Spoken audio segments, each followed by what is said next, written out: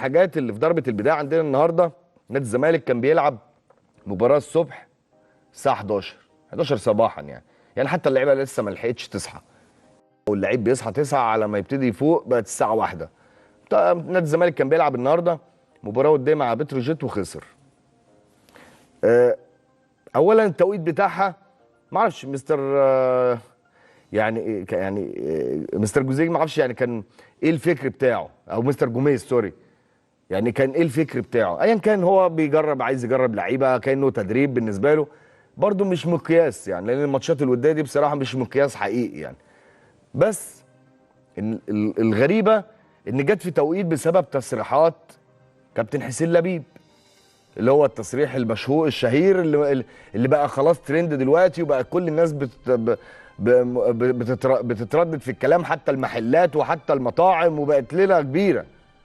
حتى الانديه بره بقت تتكلم، وكله بقى حتى الانديه بتاعت استون فيلا بالعربي، وبقت كل الناس بقت واخده الموضوع كترند، وبقى كله بيتكلم فيه. فطبيعي لما تخسر هتلاقي بقى الكومنتات وهتلاقي التعليقات. هو طبيعي اصلا اللعيبه، يعني التوقيت اصلا بتاع الماتش، مش حتى اللعيبه بقول لكم ما لحقتش صحيت ولا فاقت. انت بتتكلم مثلا لو الماتش الساعه 11، يعني اللعيبه مثلا كانت بتسخن مثلا 9:30، يعني يا دوبك صحي ونزل على الملعب. طبيعي كل واحد هيجي من بيته، اللي هيجي بعربيته وايا كان بقى يعني، واللي تلاقي اللي نايم متاخر، فتلاقي الموضوع بالنسبه لهم كتدريب. هل ده مثلا مقياس؟ لا مش مقياس، لان مباراه وديه خسر بسبب التصريحات اللي اتقالت، خلت الناس تتكلم، وبقى التصريحات بقت منتشره. ازاي اكبر قلعه رياضيه في مصر يخسر من بتروجيت؟ فده شيء طبيعي. عشان كده بقول دايما التصريحات دي انت بتحط ضغط على اللعيبه، حتى لو في الماتشات الوديه. تعالوا نشوف حتى تصريحات صفحه بتروجيت. بتروجيت تعيد ترميم قلعه الزمالك الرياضيه بفوزها وديا 2-1 وبضحكه وقوه. شفتوا بقى؟ دي التصريحات بتاعت كابتن حسين لبيب. طبيعي الناس هترد، اكيد الفوز بتاعهم والمسؤولين في الصفحه هياخدوا الموضوع كترند. اهو بتروجيت تعيد ترميم قلعه الزمالك الرياضيه بفوزها وديا 2-1، رغم ان هي مباراه وديه يعني. بس شوف انت عملت ايه بسبب تصريحات، وناس كثيره جدا فرحانه بالتصريح يا جماعه.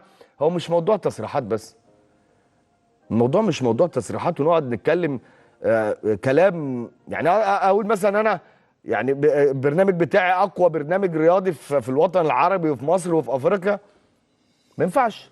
خلاص انا واثق في نفسي وعارف الحمد لله. الواحد في شاشه قناه النهار، شاشه محترمه، برنامج الحمد لله بيتكلم على كل القضايا، بنتكلم بشفافيه، ما بنعملش حساب لحد.